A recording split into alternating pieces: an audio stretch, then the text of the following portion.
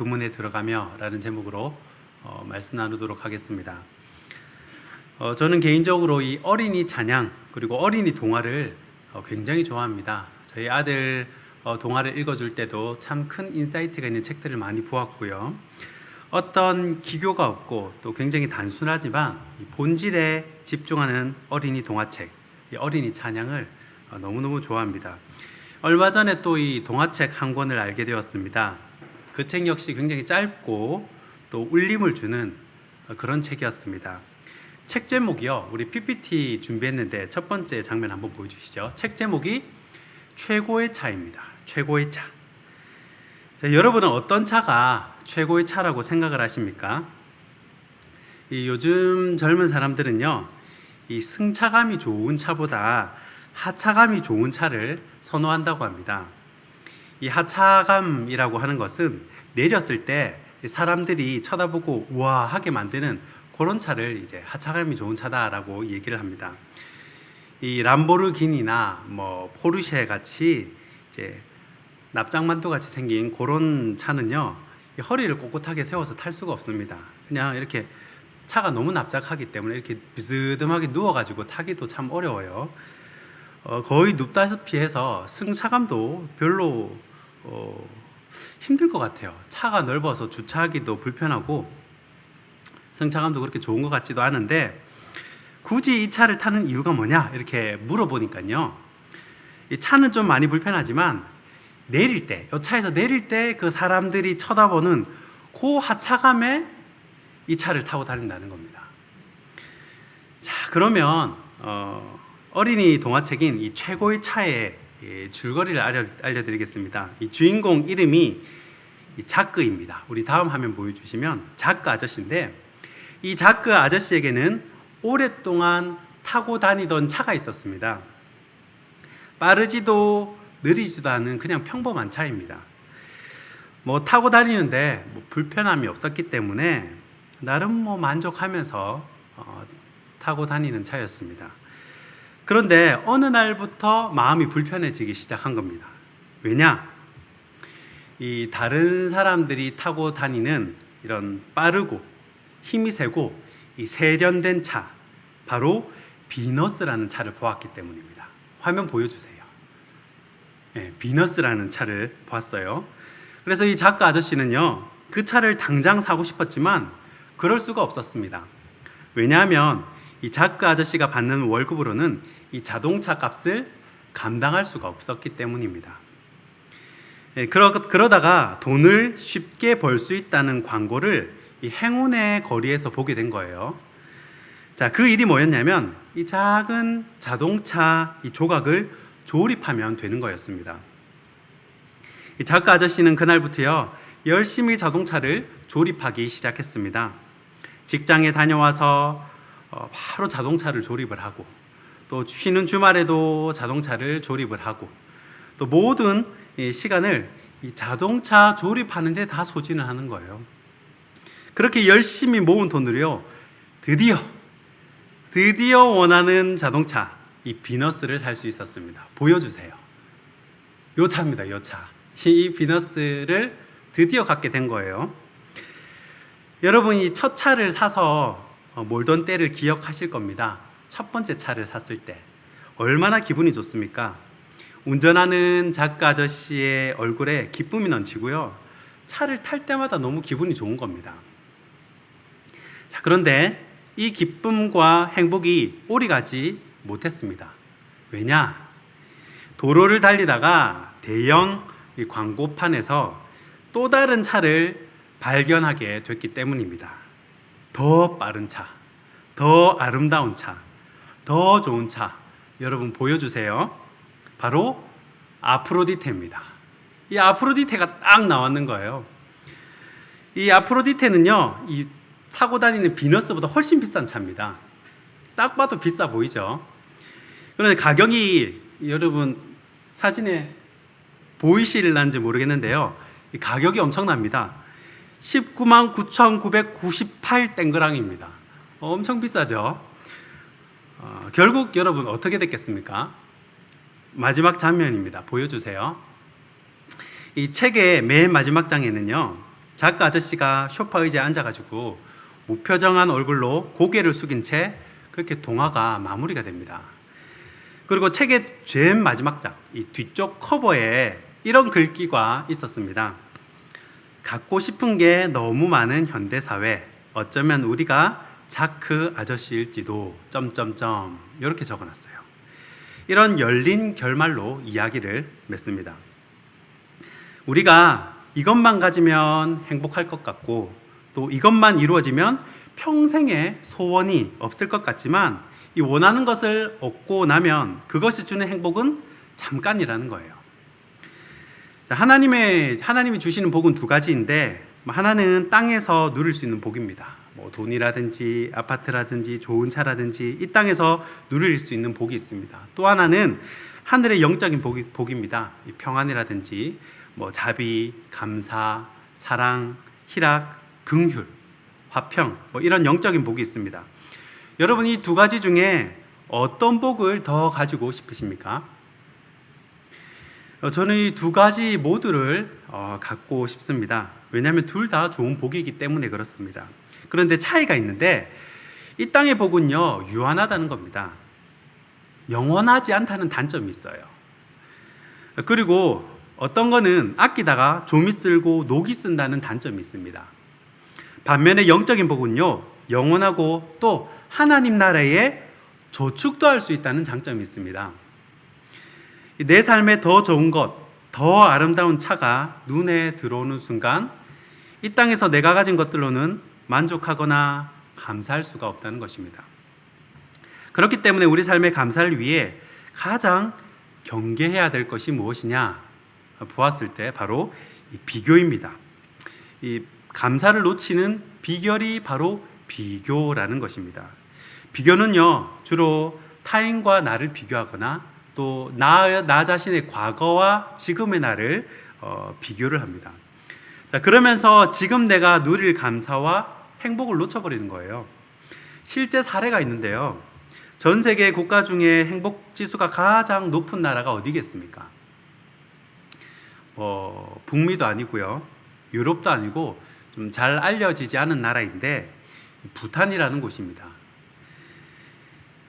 전 세계 행복 지수를 조사하면 이 부탄 왕국의 국민들의 97%가 지금 삶이 너무 행복하고 또 감사, 만족한다고 그렇게 응답을 한다는 거예요.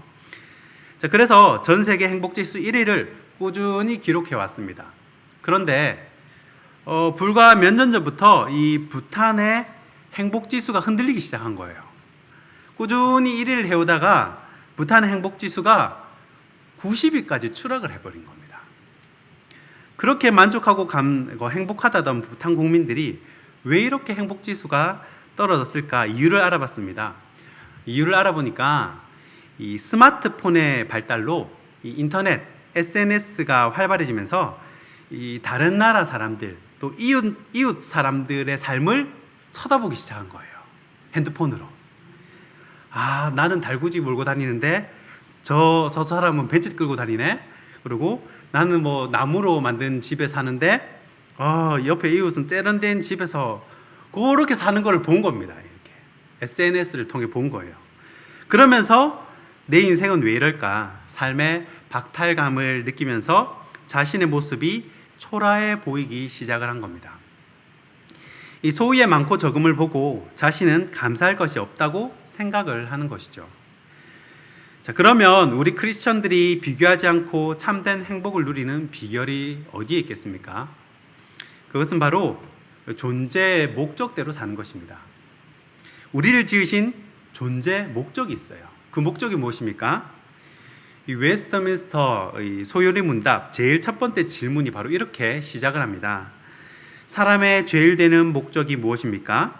사람의 제일 되는 목적은 하나님을 영화롭게 하고 영원토록 그분을 즐거워하는 것입니다. 이렇게 기록되어 있어요. 자, 오늘 시편 100편의 표제가 감사의 시입니다. 감사의 시. 감사의 이유가 무엇입니까? 3절에 나옵니다. 여호와가 바로 우리 하나님이시기 때문에 그래요. 우리를 지으신 분, 그의 백성, 목자 대신 주님의 양이기 때문에 감사하고 기뻐하는 것입니다. 자, 이 시를 낭독하는 그 시기가 이제 바벨론 포로에서 귀환한 후로 봅니다. 그러면 이제 바벨론 포로에서 겨우 돌아왔는데 감사할 것이 뭐가 있겠습니까? 바로 하나님이 우리 목자 되신다는 그 이유로 기뻐할 수 있다는 것입니다.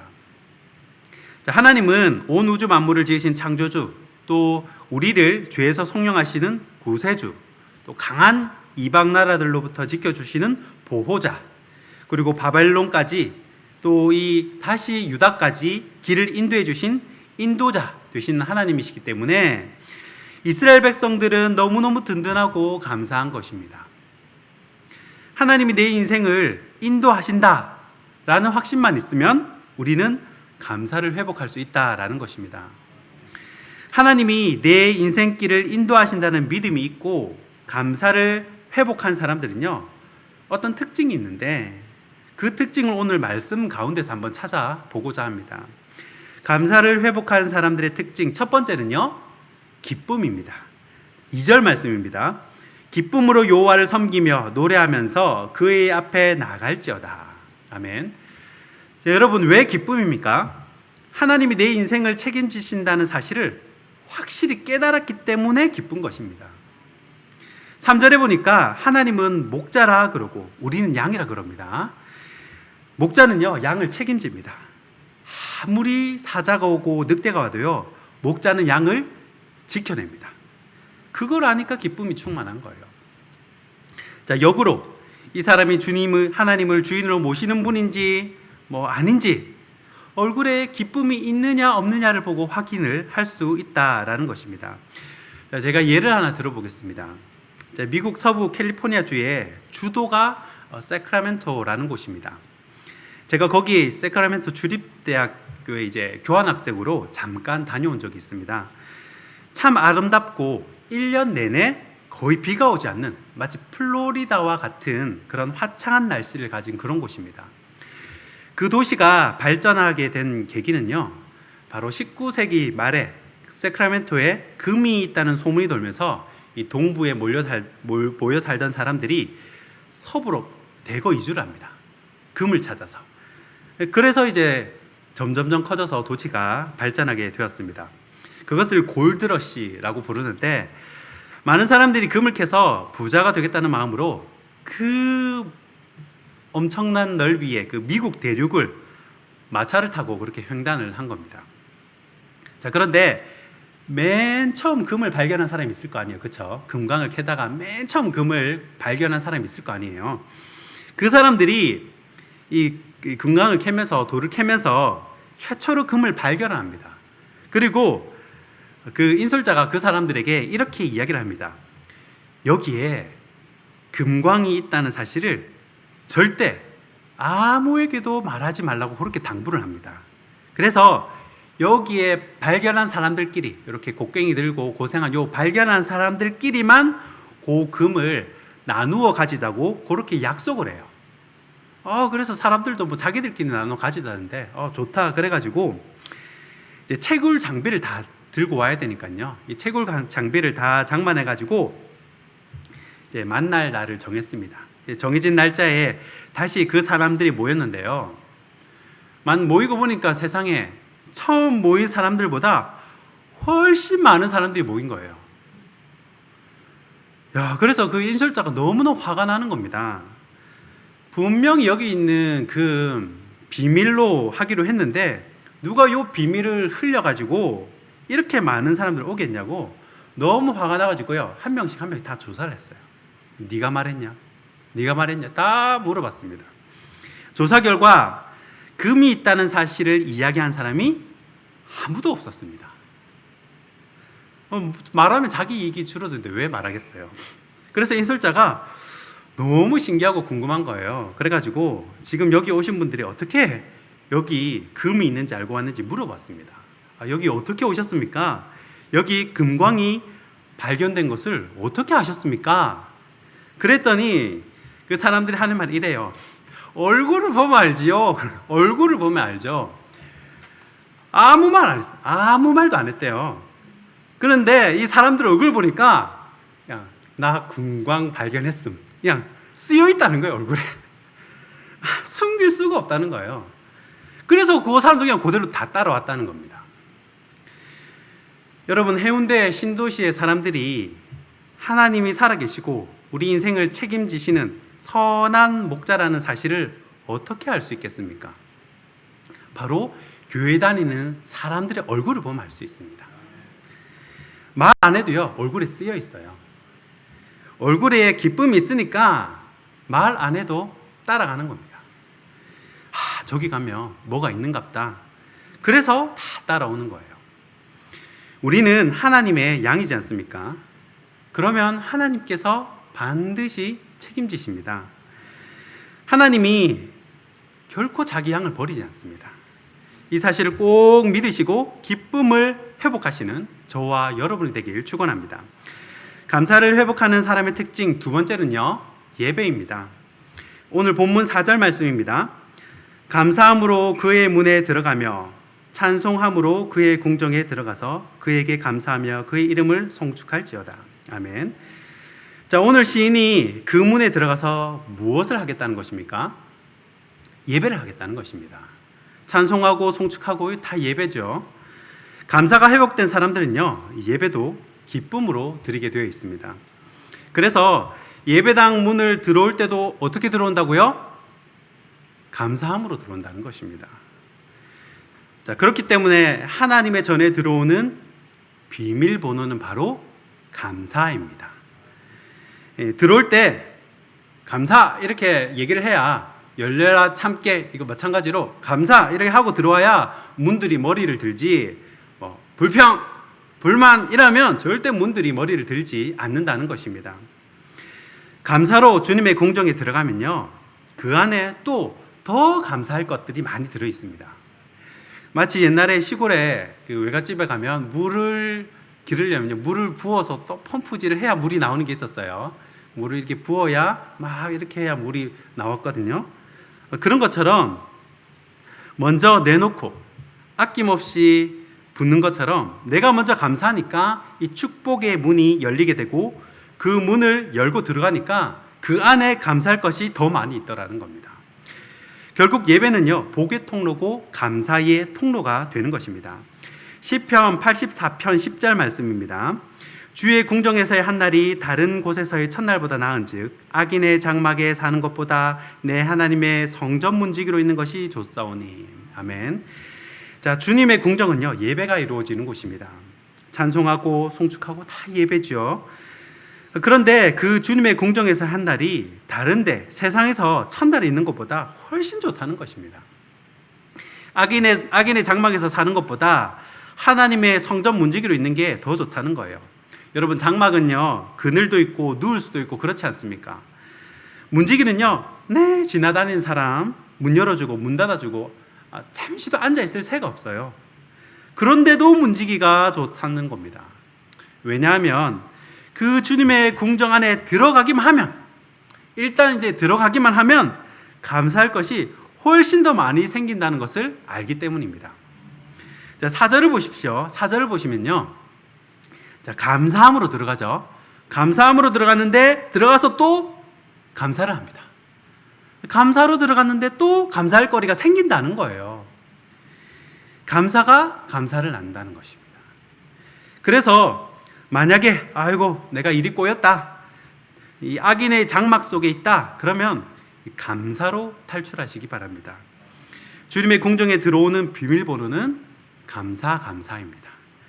말씀을 맺겠습니다. 신명기 33장 29절에 보면요, 모세가 이런 고백을 합니다. 이스라엘이여, 너는 행복한 사람이로다. 여호와의 구원을 너같이 얻은 백성이 누구냐. 아멘. 여러분, 모세가 이 고백을 할 때는요, 아직 젖과 꿀이 흐르는 가나안 땅에 들어가기 전입니다. 그런데도 모세는 행복하다고 말해요. 여전히 메마른 광야고 사막이고 모든 것이 부족한데도 행복하다 말합니다. 가나안에 들어가서 가나안의 풍족한 삶을 누리기 때문에 행복하다, 감사하다라고 말하지 않습니다. 하나님의 사랑을 받은 그분의 백성이기 때문에 이스라엘의 존재 자체가 감사며 기쁨이며 행복이라는 것입니다. 우리도 마찬가지입니다. 내가 존재하는 자체가 그게 행복이요, 감사요, 감동이라는 것입니다. 하루하루 살아내는 것만으로도 우리 하나님께서는 감동을 받으시고 또 우리는 행복의 이유가 된다는 것입니다. 상황과 환경에 관계없이 감사함으로 주님의 궁정에 들어가는 저와 여러분이 되기를 주님의 이름으로 축원하고 축복합니다.